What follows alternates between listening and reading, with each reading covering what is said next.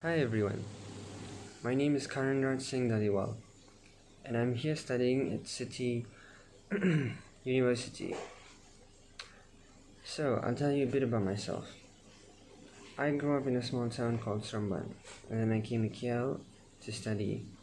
And then I went throughout secondary school here, government, and then I went to private and then international. And then I've wound up in City University. So a bit about myself is I like the color red, I like cars, and I love music. I'm also a piano player and an athlete in football, badminton, yeah. So, how has my education prepared me for this job? Well, you see, my education has prepared me for this job because it taught me how to evaluate problems, how to give a solution, to hard situations, how to cooperate with my team members, and I can contribute a lot based on what they ask me to do, or the work I've been given, or what I'm passionate about. You see, I can contribute my thoughts, my effort, my workmanship to this company by putting in the work, by sending appraisals, by attending meetings, by giving suggestions to the board. I can offer my services in many ways. See, what are my strengths and weaknesses? My strengths are being punctual. I like to solve things on the dot. I don't like to delay. I will always fight for the truth. I seek justice, even in a workplace environment and at home. Morality, compassionateness, that is the attributes. But in a work kind of sense, what my strengths can be, I'm a problem solver. I like to think out of the box. When others are thinking in a certain direction, I put myself back in a perspective and put myself in everyone's shoes and then evaluate their reasons for doing certain things. My weaknesses are I'm not so tech savvy, as in I'm a bit old fashioned when it comes to work. But then nowadays with tutorials and this and that, you can learn and then you overcome it quite fast. And what my friends describe me, well, they would describe me as hardworking, passionate, and always finding a sense of purpose or meaning in life. Whether it's in the work I do, whether it's in the lifestyle that I have, I just want to be the best and do the best. And what kind of people do I enjoy working with? Well, I enjoy working with all kinds of people. Preferably people who can cooperate and do as they're told. When the work gets done, they are allowed to speak. They're allowed to voice out their opinions in a proper manner, in a formal manner, not in a manner that disrupts the work environment.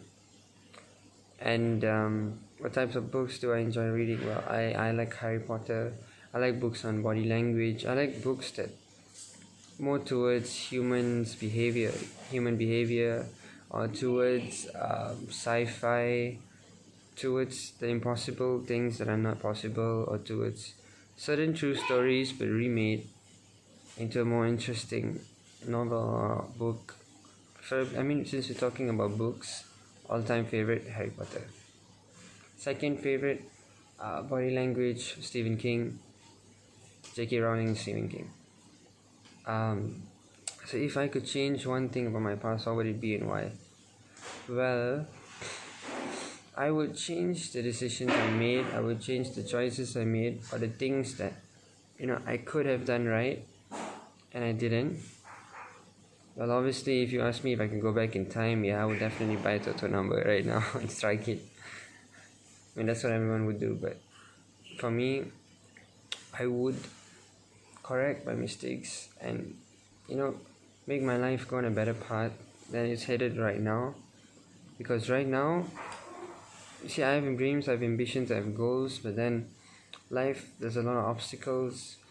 Also because every one of us could have done things better to end up in a better place, in a better situation. So I wish I knew then what I know now. That would have made a lot of difference. And what do you see myself doing in 5 years' time? Well, I see myself as a businessman, as an actor, as an athlete, as a people's person, as a motivational speaker that voices out and helps those who are oppressed, that gives people entertainment, gives them hope, that helps my economy improve, and so forth. See, I'm not just a one direction person, I can do everything, but we all got to start somewhere. How would you define success? Well, success would be me having financial freedom, me having all the happiness in the world, me having everything that the world can possibly give me. Every object, every material, every person's support, every person's love, having guidance, proper guidance, having a good support system, family life. A lot of things can define success. It can also mean having $1 billion in my account. That is one means of success, because money doesn't allow you to just live however you want it. Doesn't allow you to just buy Ferrari after Ferrari and then Lamborghinis. No. You can do that, but you can also help people around the world, which will make you a lot better, which make you feel a lot better as well, and make your overall attitude towards life a lot better. Because when you're given too much and you don't know what to do with it, helping others is one of the best ways to do with what you're given. Do you plan to further my studies in the future? Well, after my degree, I'm going to do a master's and possibly PhD. Still contemplating about that. The master's is a must, and I'm going to do a lot of different courses after that, as in learn different skills, learn different trades, get the certain certificates or certain qualifications that allow me to do business in many, many vast areas, not just one. And a short-term goal is score all A's, graduate first honors, get a dream job that pays me 5 figures a month for starters. But if I don't, I'm okay with at least 5K, because that is my goal. If I don't get it, I'll work towards it. But if I do get it, I'll be grateful and work towards something better, a better life. See, we want comfort, we want safety. If I were to earn 2K a month, probably I'd buy a Myvi. With that Myvi, I have the comfort in the car. I have a good air conditioning system, good pickup. Safety isn't there because I saw a Myvi crash recently and became like a sandwich. If I were to earn more, maybe I could afford a Honda, or I could afford a BMW. Yes, I know the monthly payments will be higher, but then the safety is there. If that vehicle keeps me safe, it also keeps my mind safe to keep improving the work I do in this world. So think of it as an investment, not just a luxury. Luxury, yes, but it comes at a price of keeping you safe, and I would pay that price. So what do you think is that makes me qualified position? Well, why I think I'm qualified? Well, I can do things that others can't, and I know anyone can say that.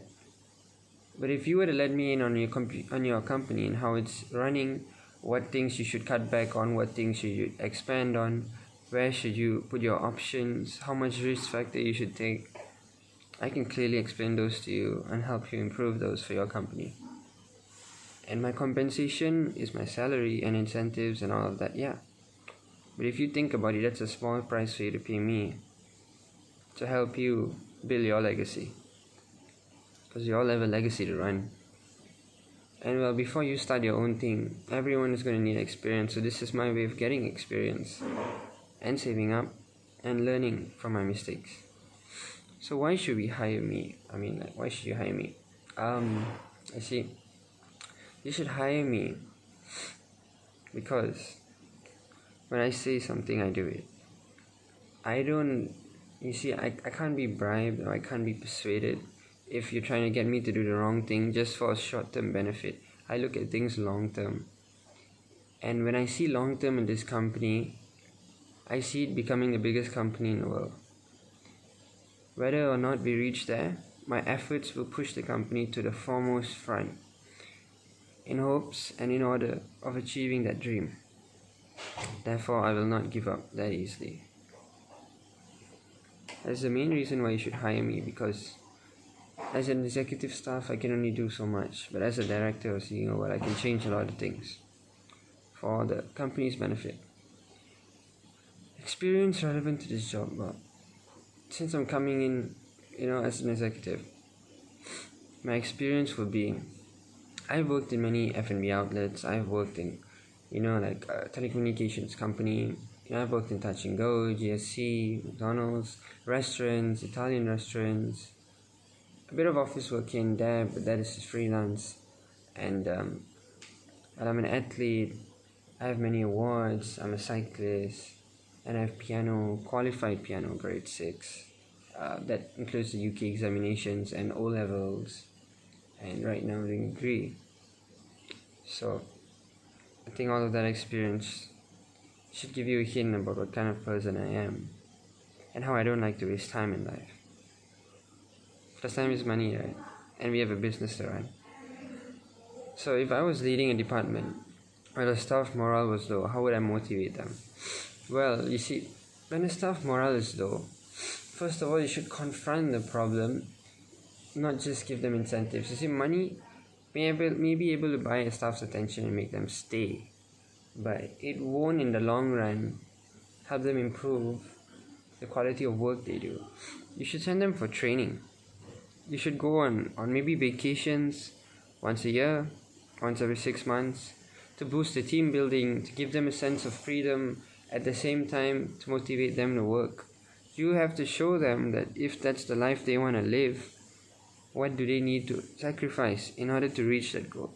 And you shouldn't be like one of those, I won't be like one of those bosses that just because I have everything doesn't mean everyone else has to work harder for me. I want all my staff to have equal amount of everything. So that's how I would motivate them. And obviously incentives, benefits, health packages, dentistry, you name it. That is just securing their future. But how they are treated at work will decide whether they want to stay or whether they're happy doing their work in this environment. Thank you.